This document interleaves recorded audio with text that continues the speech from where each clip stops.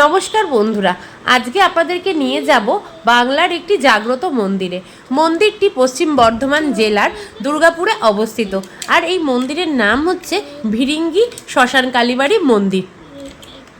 কথিত রয়েছে, মায়ের কাছে যদি ভক্তরা কিছু যদি চায়, তার মা কিন্তু সেই ভক্তদের মনস্কামনা অবশ্যই পূরণ করে। সেই জন্য আমাদেরও কিছু মনস্কামনা ছিল, সেটা পূরণ হয়েছে বলে আমরাও সকাল সকাল বেরিয়ে পড়েছি মন্দিরের উদ্দেশ্যে। আমরা এখন রয়েছি হাওড়া স্টেশনে। সকাল 7টায় আমাদের ট্রেন রয়েছে। আর দেখতেই পাচ্ছেন এখানে রয়েছে হচ্ছে আমার হাজব্যান্ড, তোজো, মা আর বোন, সবাই মিলে তাই বেরিয়ে পড়লাম সকাল সকাল মন্দিরে মায়ের কাছে যাওয়ার উদ্দেশ্যে। আর আমরা এখন বাজে হচ্ছে সকাল প্রায় 9:15। আমরা দুর্গাপুর স্টেশনে পৌঁছে গেছি। 3 নম্বর প্ল্যাটফর্মে আমাদের ট্রেন এসে দাঁড়িয়েছে। আর এখন আমাদের যেতে হবে ঠিক 1 নম্বর প্ল্যাটফর্মে। 1 নম্বর প্ল্যাটফর্মের বাইরে গেলেই কিন্তু অটো পাওয়া যাবে। অটো বা বাস আপনারা দুভাবেই যেতে পারেন। আমরা অটো বুক করে নিয়েছিলাম, যেখানে অটোয় 150 টাকা মাত্র ভাড়া নিয়েছিল। আমাদের মন্দিরের সামনেই নামিয়ে দিয়েছে। আর মন্দিরের বাইরেই কিন্তু অনেক ডালার দোকান পেয়ে যাবেন। ওখান থেকেই ডালা নিয়ে জুতো বাইরে মন্দিরে দোকানে রেখে আপনারা ভেতরে প্রবেশ করবেন। এই সেই হচ্ছে ভিরিঙ্গি শ্মশানকালী মন্দির, যেটি স্থাপিত হয়েছে 1852 সালে। আর এই মন্দিরের কিছু অলৌকিক তথ্য এবার আপনাদেরকে জানাই।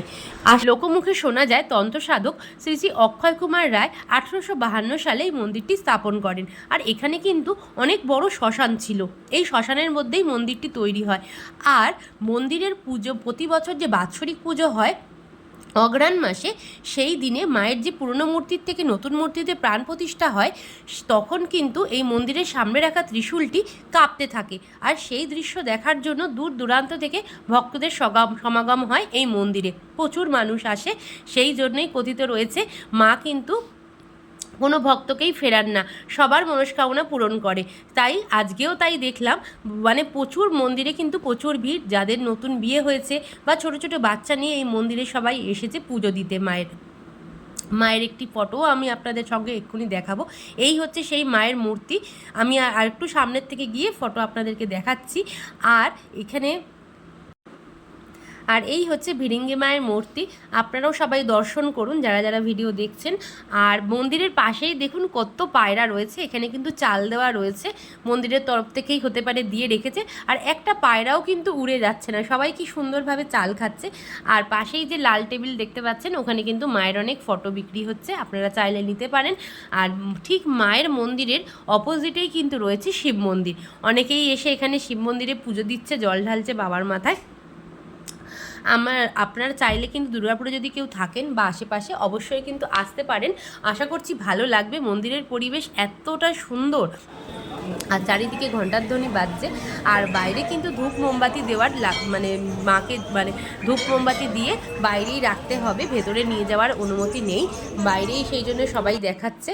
আর এই হচ্ছে সেই মন্দির।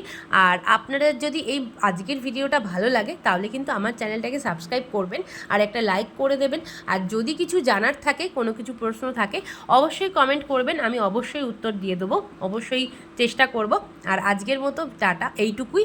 আর যদি ভিডিওটা ভালো লাগে তাহলে সাবস্ক্রাইব করে দেবেন। তাহলে দেখা হবে আবার অন্য কোনো ভিডিও নিয়ে। আশা করছি সবাই খুব ভালো থাকবেন, সুস্থ থাকবেন আর সবাইকে ভালো রাখবেন। আজকের মতো এইটুকুই। আবার দেখা হবে নতুন কোনো ভিডিও নিয়ে।